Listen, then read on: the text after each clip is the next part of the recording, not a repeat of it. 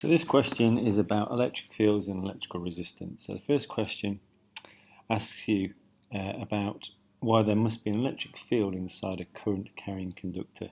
So for 3 marks, the first one is that if there is a current, it means that electrons or charge carriers move or are accelerated. So that's your first marking point.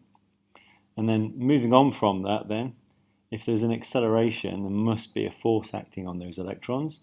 And just to back that up, you could use F equals ma, Newton's second law. If there's an acceleration, there must be a force. And then finally, for the third mark, an indication that this force is due to an electric field. It's due to the electric field inside the conductor. And again, just to back it up, you could give the definition for what an electric field is. An electric field is an area where every charge experiences a force. So that's the answer to the first question. So moving on to part B, it asks you to calculate the electric field strength. The magnitude of the electric field strength inside a conductor is 55 newtons per coulomb. You've got to calculate the force on an electron in the conductor.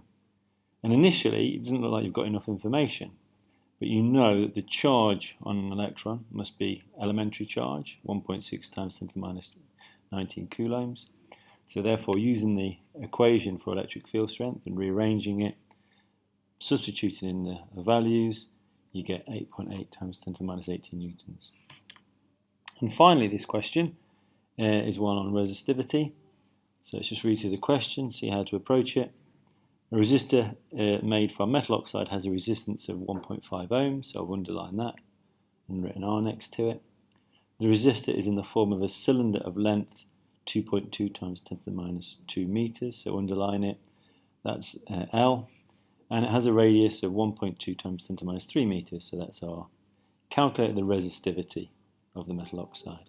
So in this case, the resistivity is given the symbol ρ. So from the data booklet, that's my formula, R equals ρ L over A. And then I'm assuming that because it's a cylinder and you're given the radius, you're assuming that the cross-sectional area is given by this expression, pi r squared, assuming it's a circle. So therefore it becomes R equals ρ L over pi r squared. Rearranging that formula to make ρ the subject, I get this, and then putting the numbers in, I get 3.1 times 10 to the minus 4. Now one just final note here, it's a common mistake.